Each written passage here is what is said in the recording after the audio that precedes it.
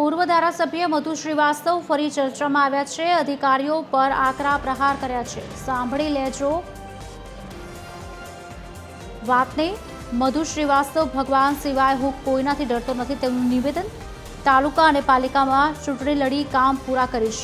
તાલુકામાં 2 નંબરી કાવતરાઓ થઈ રહ્યા છે, તમામને ઠેકાણે પાડી દઈશ।